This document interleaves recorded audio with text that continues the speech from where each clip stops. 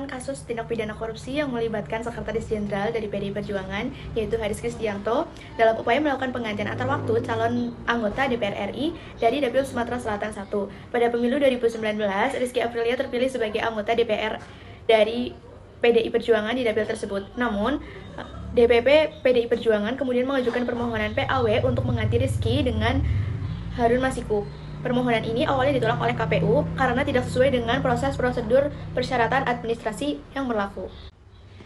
Setelah itu, Mahkamah Agung mengeluarkan fatwa yang mendukung permohonan PAW tersebut dan DPP PDI Perjuangan kembali mengirimkan surat kepada KPU untuk meminta pelaksanaan fatwa Mahkamah Agung. Setelah itu, Mahkamah Agung mengeluarkan fatwa yang mendukung permohonan PAW tersebut dan DPP PDI Perjuangan kembali mengirimkan surat kepada KPU untuk meminta pelaksanaan fatwa Mahkamah Agung. Dalam proses ini, Hasto Kristianto terbukti melakukan praktik suap dengan menyalurkan uang profesional bernilai miliaran rupiah melalui berbagai perantara, rekening, serta pembagian uang tunai dalam beberapa mata uang guna memperlancar proses PAW tersebut.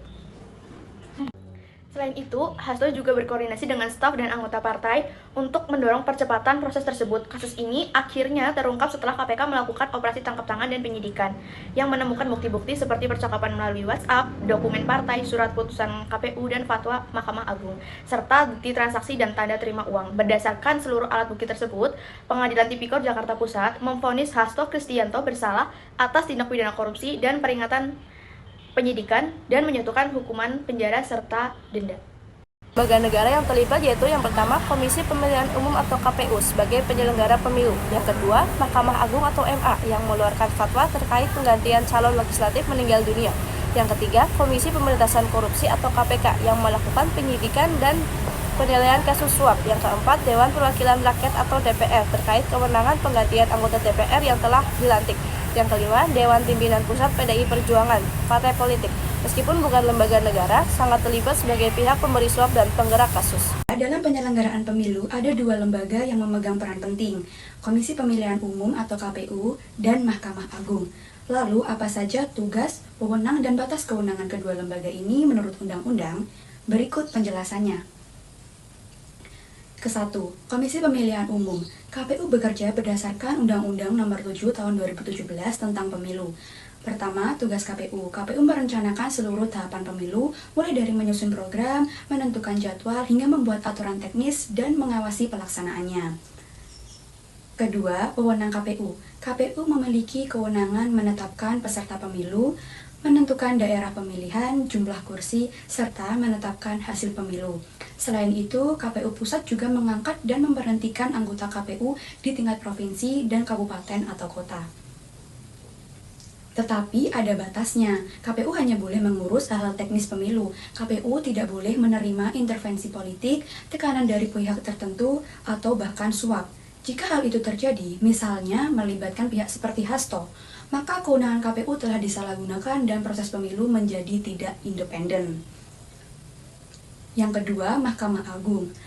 Mahkamah Agung berpegang pada Undang-Undang Nomor 14 Tahun 1985 beserta perubahannya, serta Pasal 24 huruf A ayat 1 UUD 1945. Tugas dan wewenang MA. Sebagai pengadilan tertinggi, MA berwenang menguji penerapan hukum pada tingkat kasasi. MA juga dapat memberikan fatwa atau penafsiran hukum, termasuk terkait permasalahan pemilu seperti pergantian calon legislatif yang meninggal dunia. Tujuannya adalah memberikan kepastian hukum.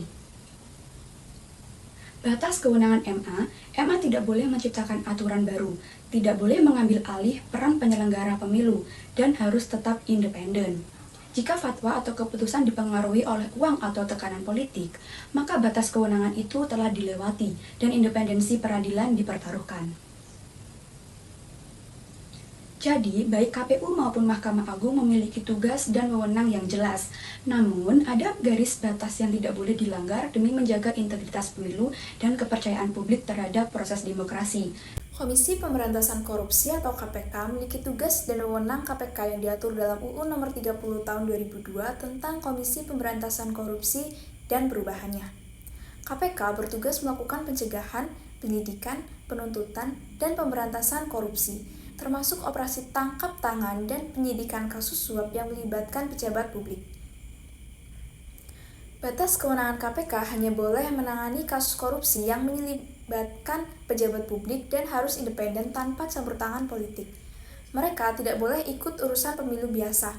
Dalam kasus ini, KPK sudah tepat menangani kasus suap, tapi batasannya adalah mereka harus fokus pada bukti kuat agar tidak salah tangkap.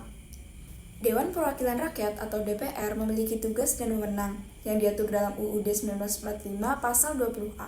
DPR memiliki kewenangan legislasi, anggaran, dan pengawasan, termasuk pergantian anggota DPR yang meninggal dunia atau tidak dapat dilantik melalui mekanisme PAW yang harus sesuai dengan UU Pemilu.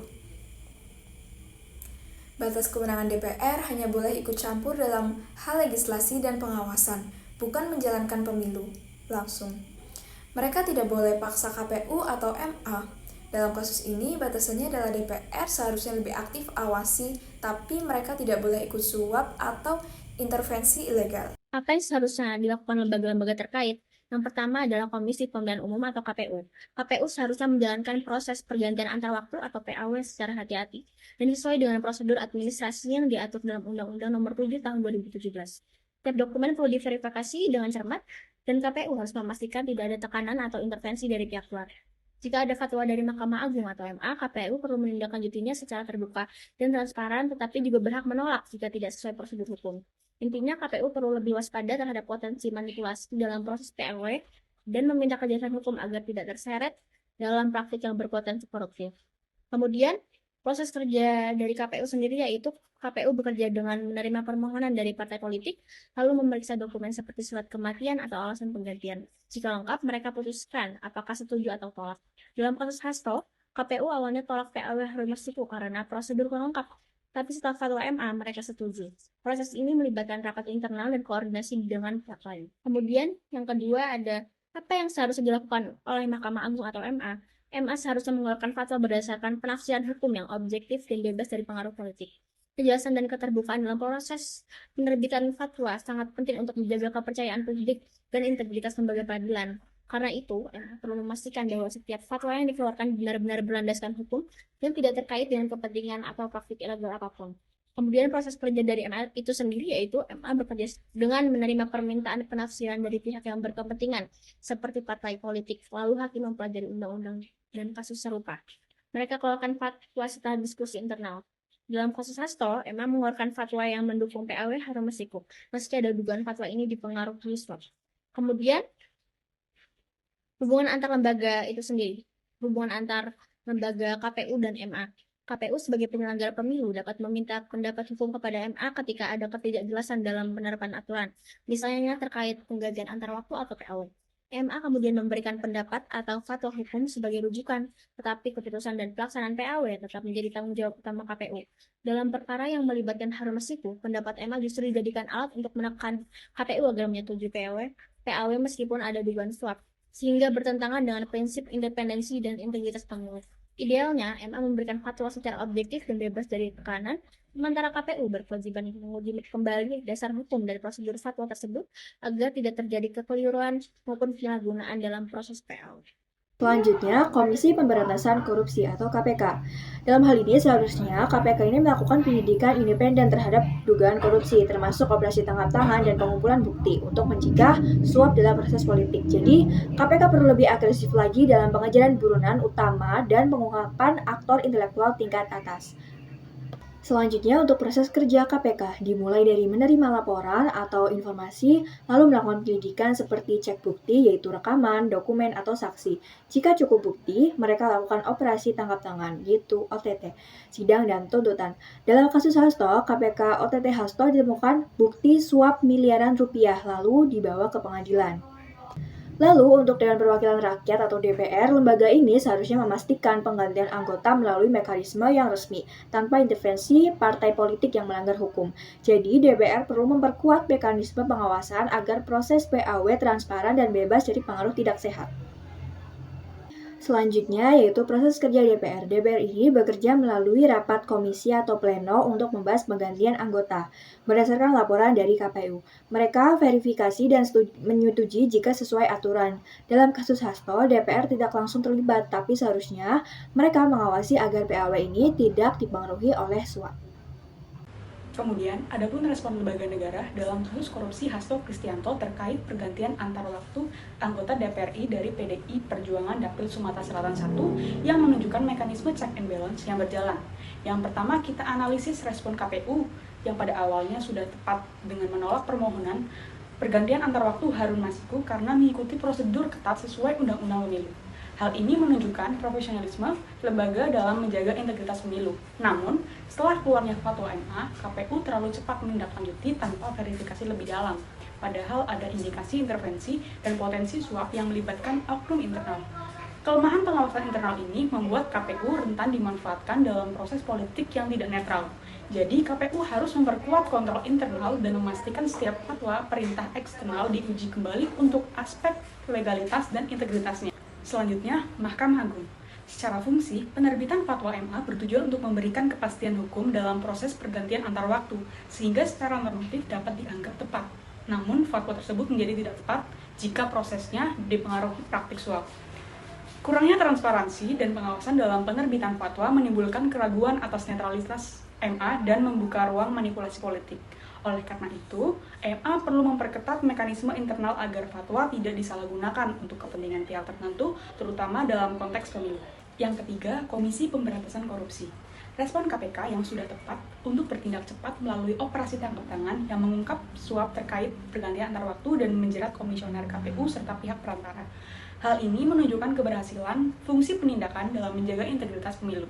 Namun, respon KPK belum sepenuhnya optimal karena faktor utama tidak langsung terungkap dan pengejaran buronan berjalan secara lambat. Sehingga KPK perlu lebih agresif lagi untuk menuntaskan rantai pelaku agar tidak terjadi impunitas terutama terhadap aktor intelektual. Hubungan selanjutnya yaitu di pengadilan, yaitu di Tipikor dan Mahkamah Agung.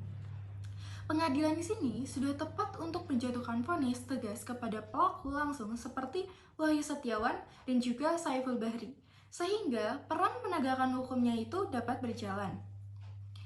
Akan tetapi, putusan pengadilannya di sini belum sepenuhnya menyasar aktor pengendalian kasus tersebut, sehingga penyelesaiannya itu terkesan parsial. Nah, pengadilan di sini juga perlu dalam memperkuat pendalaman terhadap keterlibatan pihak-pihak yang memiliki peran strategis agar proses penegakan hukumnya itu lebih komprehensif dan juga adil. Nah, Dewan Perwakilan Rakyat atau yang kita sebut juga DPR tidak terlibat secara langsung dalam proses PAW tersebut, tetapi kurang optimal dalam fungsi pengawasan terhadap mekanisme pergantian antar waktu. Lemahnya di sini dalam pengawasan yaitu membuat proses PAW-nya itu rentan karena dipengaruhi kepentingan politik dan juga membuka ruang praktik ilegal.